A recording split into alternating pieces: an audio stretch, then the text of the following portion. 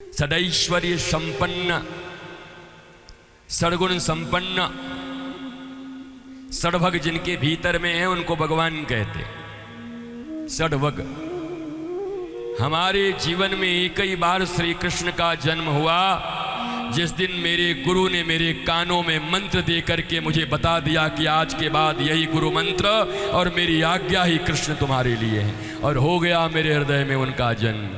नंद घरे आनंद भयो, जय कन्हैया लाल की। आनंद ही है साहब मेरी जिंदगी में, आज तक तो मौज ही है अभी तक। और कोई दुनिया की अनुकूलता या प्रतिकूलता मेरी जिंदगी की मस्ती को छीन भी नहीं सकता, ये भी पक्की बात है। सबसे बड़ी चीज होती है मृत्यु। हम मृत्यु को मानते नहीं। आत्मा कभी मरती नहीं। और ये चित जल पावक गगन समीरा, पंच रचित यह अदम शरीरा। मिट्टी मिट्टी में, वायु वायु में, जल जल में, अग्नि अग्नि में, आकाश आकाश में, मरेगा कौन? तो मृत्यु पर तो अपना विश्वास ही नहीं है, जैसे परीक्षित को नहीं है। परीक्षित ने मृत्यु टालने के लिए गुरु के पास जाकर कथा नहीं सुनी। जो भागवत सुनने वाले बैठे हुए हो तो इतना प्रज्ञा ज्ञान तो रखो। परीक्षित के पास अवसर था, देवता आए थे, कहा था हमारे पास जो अमृत है ये पी के तुम बच सकते हो। तो परीक्षित ने पूछा कि भागवतामृत और सुधामृत में क्या अंतर है, स्वर्गामृत में, इन दोनों में क्या अंतर है, बताओ गुरुजी। तो गुरुदेव सुखदेव ने कहा कि भैया स्वर्गामृत पीने से तुम दीर्घजीवी बनोगे और भागवतामृत पीने से तुम दिव्य जीवी बनोगे। 40 साल जियो, 70 साल जियो, पर तुम्हारा जीवन दिव्य होगा, लोगों के लिए दीपक का प्रकाश होगा। क्या बनना चाहता है बता? बोला भैया मुझे दीर्घजीवी नहीं बनना, मुझे दिव्य जीवी बनना है।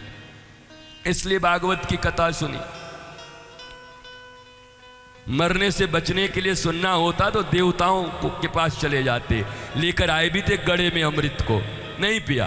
बोले नहीं चाहिए नहीं चाहिए, ले जा अपना ले जा। कहां कांच और कहां मणि तुम करोगे? तो भागवत सुनने का अधिकार कैसे है तुम्हारे पास, बताओ? तुमको अमृत मिले और भागवता अमृत मिले, क्या पियोगे?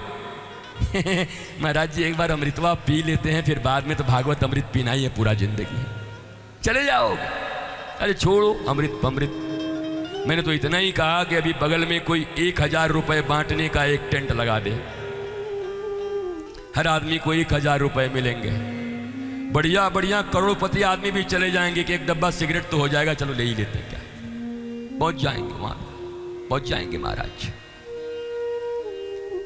तो बात तो उसी की है।